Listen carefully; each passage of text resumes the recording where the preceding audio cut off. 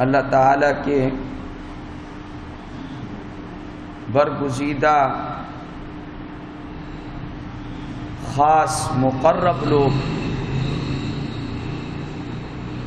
انبیاء علیہم الصلاۃ والسلام ہیں، اور ان کے بعد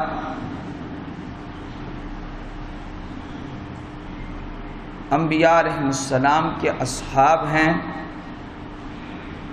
اور پھر باقی امت کے اولیاء ہیں۔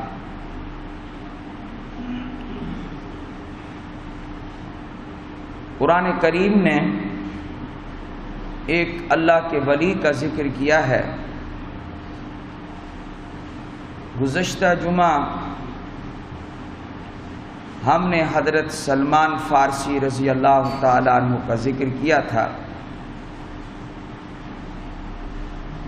اور وہ بھی وقت کی قلت کے پیش نظر مکمل نہ ہو سکا۔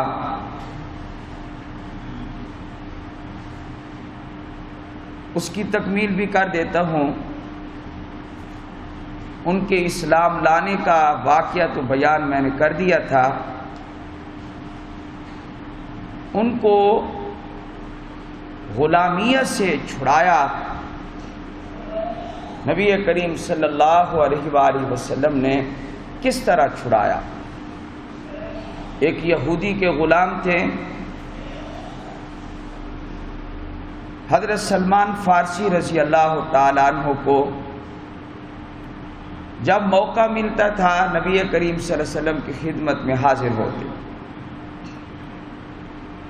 لیکن پھر یہودی اپنے باغ میں، زمین میں، اپنے کام کاج میں مشغول رکھتا تھا۔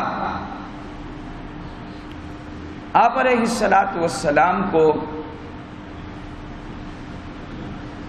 اس بات کی تکلیف تھی کہ میرا صحابی ایک یہودی کا غلام ہے، اس کو چھڑانے کی تدبیر کی جائے۔ تو ایک دن ارشاد فرمایا کہ اے سلمان، تم یوں کرو کہ اپنے آقا سے مکاتبت کر لو، مکاتب بن جاؤ۔ مکاتب غلام کسے کہتے ہیں؟ کہ مالک یہ کہہ دے اپنے غلام کو اتنا کما کر مجھے دے دو، میں تمہیں آزاد کر دوں۔ حضرت سلمان فارسی رضی اللہ تعالیٰ عنہ نے جا کر اپنے مالک یہودی کو کہا کہ مجھے مکاتب بنا دو۔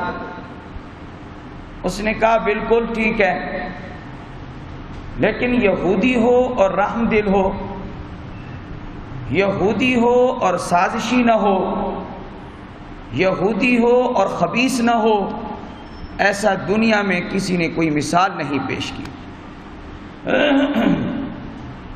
الا قلیل، یہودی نے ایسی شرط رکھ دی کہ جس شرط کو پورا کرنے میں بڑا وقت لگ جاتا۔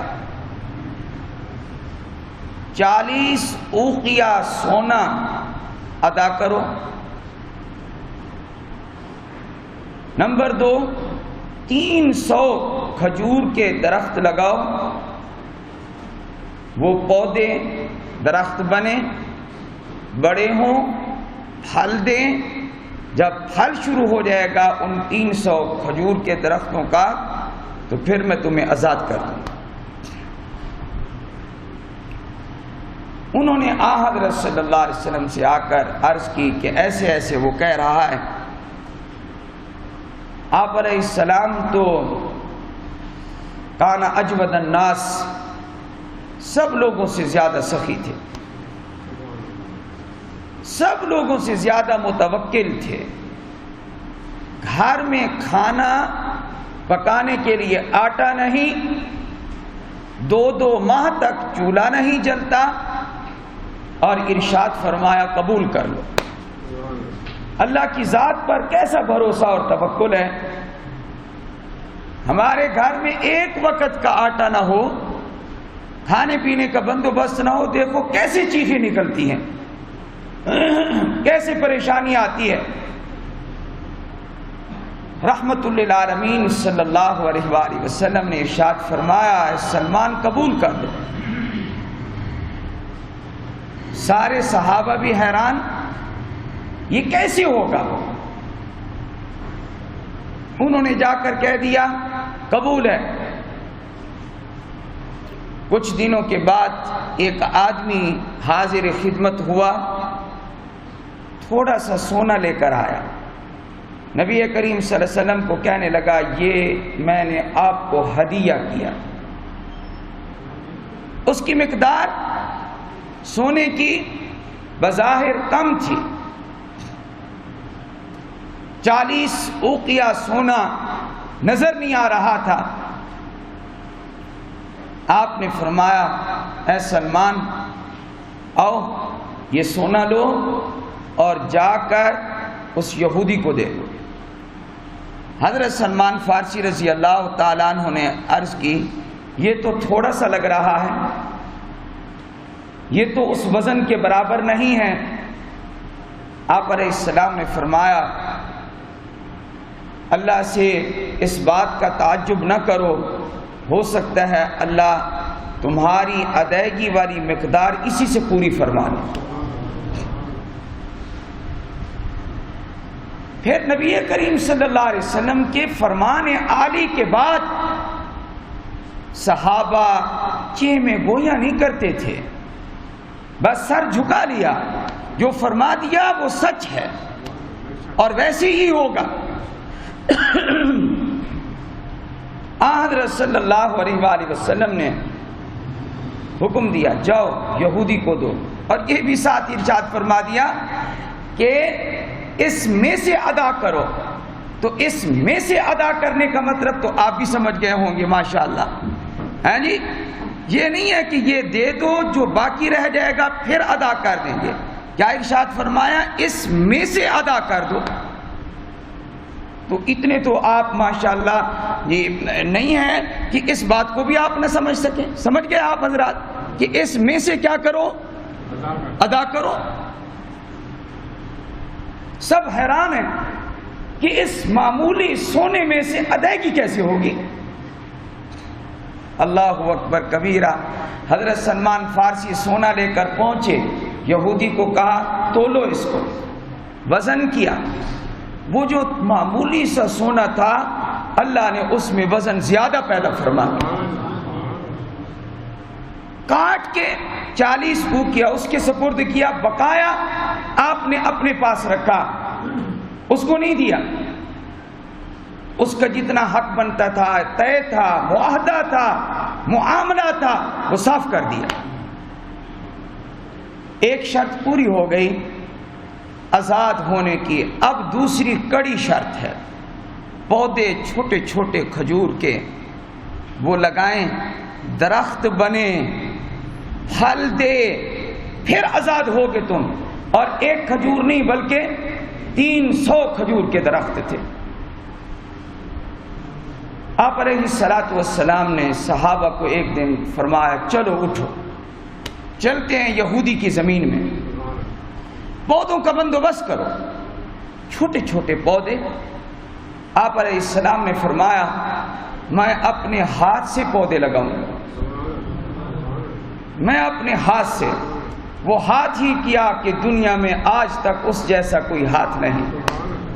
اتنا مبارک ہاتھ، اتنا عظیم ہاتھ، اتنا مقدس ہاتھ۔ میں اپنی دعا میں کہا کرتا ہوں اے اللہ ہم اس لائق تو نہیں، لیکن قیامت کے دن حوض کوثر کا پانی حضور کے ہاتھوں سے نصیب فرما۔ عرض یہ کر رہا ہوں، شاہ صاحب کی بات سنا دوں، سید عطا اللہ شاہ بخاری رحمت اللہ علیہ کی یاد آ گئی، سنا دیتا ہوں۔ فرمایا میں حضور کے ہاتھوں کو دیکھتا ہوں اتنے گداس، ریشم سے زیادہ نرم، پاؤں کو دیکھتا ہوں تو ریشم سے زیادہ نرم، آپ کے جسم کو ہاتھ لگاتا ہوں تصوراتی دنیا میں تو ریشم سے نرم، اور سورج اور چاند سے زیادہ حسن و جمال والا چہرہ۔ فرمایا دل کرتا ہے ایسی حسین ہستی کو سجدہ کر دوں اور آپ کے سامنے پیشانی جھکا دوں، لیکن میں نے محمد مصطفیٰ سے اجازت لی کہ آپ کے پاؤں میں پڑ جاؤں، آپ کو سجدہ کروں اور آپ کے سامنے جھک جاؤں، تو مجھے محبوب نے اجازت نہ دی۔ فرمایا نہیں نہیں، تم اسی کو سجدہ کرو جس کو میں سجدہ کرتا ہوں۔ یہ شاہ صاحب کا وجدانی بیان تھا۔ عرض کر رہا ہوں، چلو یہودی کی زمین میں اور چل کر پودے لگاتے ہیں۔ صحابہ کے اس مجمع میں، اس جماعت میں جو آپ کے ساتھ تھی، میرے اور آپ کے سردار اور پوری امت کے سردار جناب عمر بن خطاب بھی تھے رضی اللہ تعالی عنہ۔ آپ پودے لگاتے جا رہے ہیں، ایک ایک پودا اپنے ہاتھ سے۔ حضرت عمر رضی اللہ تعالیٰ عنہ کے دل میں آیا ایک میں بھی لگا دوں۔ انہوں نے ایک پودا لگا دیا۔ کھجور کے درخت کو بڑے ہوتے ہوئے سالہ سال لگتے ہیں، پھر پھل دیتے ہوئے بڑا وقت لگتا ہے، لیکن اللہ کی رحمت، نبی کریم صلی اللہ علیہ وسلم کا بابرکت ہاتھ، اللہ تعالیٰ نے زمین کو حکم دیا جلدی جلدی ان پودوں کی پرورش کرو۔ نکلتا گیا پودا، ایک سال من عام ہی، اسی سال ایک سال گزرا تھا۔ حدیث کی کتابوں میں ایک سال گزرا تھا، صرف ایک سال لگانے پر ایک سال گزرا تھا۔ لوگ جب آپس میں پڑھتے پڑھاتے ہیں نہیں، تحقیق ہوتی نہیں ہے، کہتے ہیں ایک دن لگایا دوسرے دن باغ تیار ہو، اپنی طرف سے ٹھوک دیا۔ حالانکہ حدیث کی کتاب میں اس طرح نہیں ہے۔ ہاں جی، رات کو لگایا صبح پھل دے دیا۔ اگر اللہ چاہے تو ایسا بھی کر سکتا ہے، اللہ کے سامنے کوئی بعید نہیں، لیکن یہ خلاف واقعہ بات ہے۔